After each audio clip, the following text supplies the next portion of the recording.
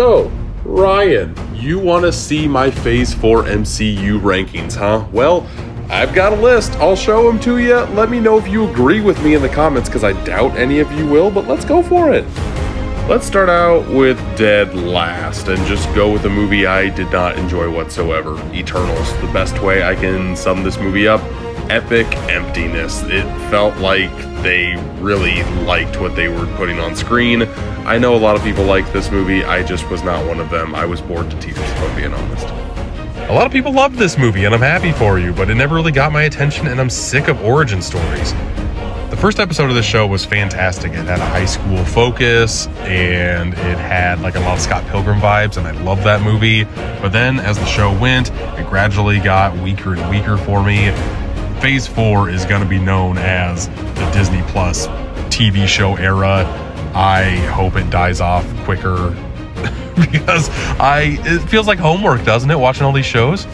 Speaking of homework, Moon Knight, it was fine. Again, Oscar Isaac was very good. The whole multiple personality thing, a fun touch. Did I need 3 hours of this? No, I did not.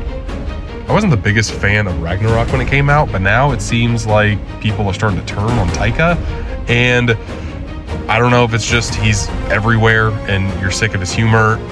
Christian Bale was the only thing that really worked great in this, but it felt like he was in a totally different movie, yeah? These I Am Groot shorts need to be in front of every MCU movie. They just put you in a good mood, and they're cute as all get out. I really hope they do more of these special presentations rather than the TV shows, because having a nice hour-long adventure in a black and white horror movie, so fun. I feel like this is the most slept on MCU TV show. Not a lot of people talk about it, but the relationship between Clint and Kate, I really liked. The setting around Christmas, I will always be a fan of that. I like this one.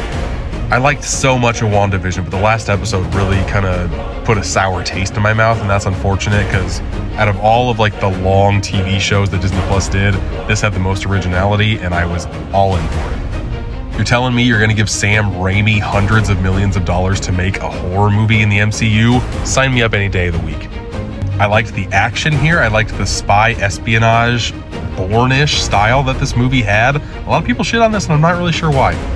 This show did not take itself seriously. It had a good time, and I had a good time with it. At number 3, I have Black Panther: Wakanda Forever. This movie really surprised me. It floored me with how big and epic of scale it had. Very cool stuff. My favorite MCU show, and the only one I'm excited to get a season 2 of. But at number 1, I have Spider-Man: No Way Home. I've been watching Spider-Man ever since I can remember, and this just hit every emotion for me. Once in a lifetime experience here.